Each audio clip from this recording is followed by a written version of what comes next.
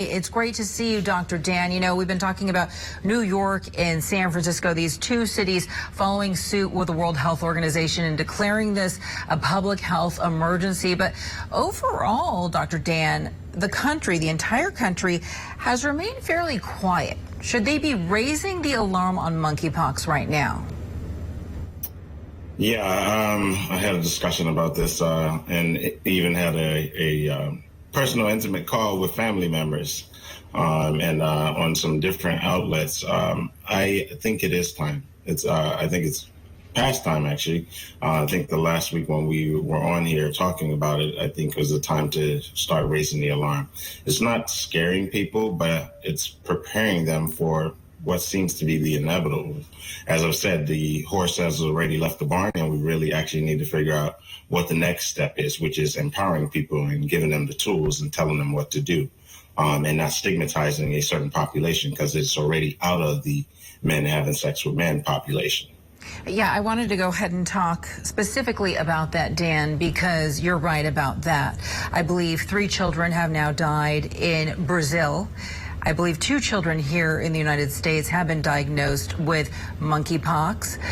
Let's talk about how monkeypox spreads, because I think that there is a lot of confusion around that. Yeah, there is. I think there's a natural history of how it does spread typically. So again, I'm not an infectious disease person. I'm a biodefense and public health person. I've worried about this from a different standpoint, a national security standpoint, and from a standpoint of what will we do if a bioterrorist event occurred.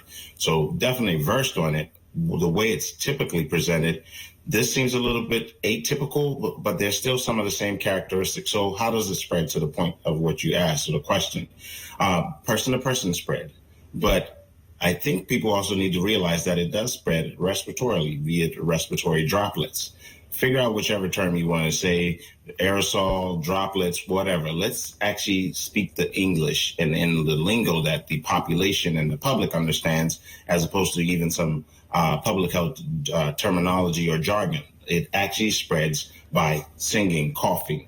If they have lesions in their mouth, it's going to spread. So any of the droplets, any of the liquids, the secretions that come from the mouth can spread to somebody directly. The question of what's the distance, does it stay and hang or suspend in the air? I'll let those who do the biomechanics and the engineering of that figure that piece out. But it's safe enough to say there are cases of people who actually came down with monkeypox and who don't know how they contracted it. So could it have been they were in a room where somebody was before, or was it they were in close contact enough to spend some time? Is it the duration? We'll figure all these things out, but it's safe to say it's a pox virus family. We know how that's kind of spread.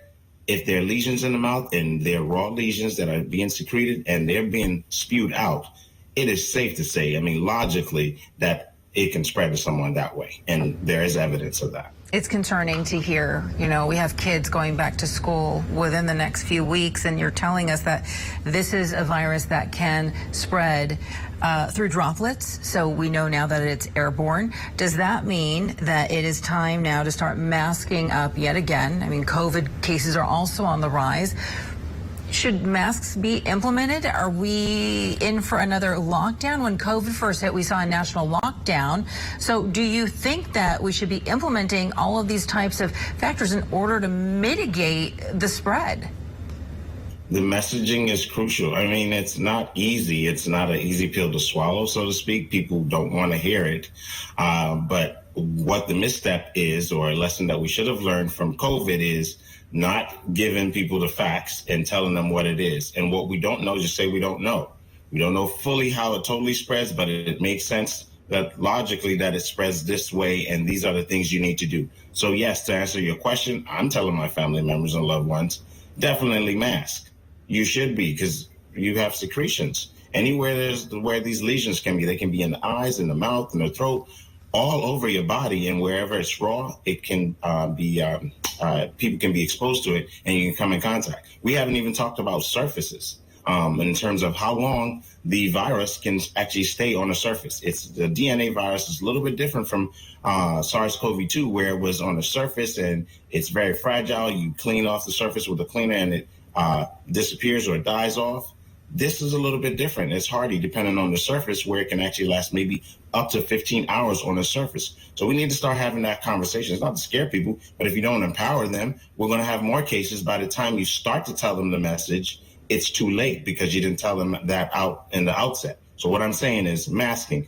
Just dust off your COVID playbook from the beginning. You need to mask. You need to isolate. You need to make sure that you are probably even considering long sleeves and long pants when we start to get into this whole schooling stuff and figure out what that might look like. Worry about infections. People who have eczema will probably be at more risk in those areas. And then there's people who are pregnant, who have children. I mean, there's a different level of risk that we actually really need to start talking about. And yes, I think the United States should put this as a public health emergency so that all the states are gearing up. I think all the local public health departments in the different states are already aware and they're doing what they need to do, but we need to raise that up. And I think our congressional folks need to be listening right now and making sure that funding is available so we can actually start to address these issues. All right, Dr. Daniel Fabui, former Obama administration biodefense and public health appointee. Always great to see you, Dr. Dan. We always appreciate your time and, of course, your expertise.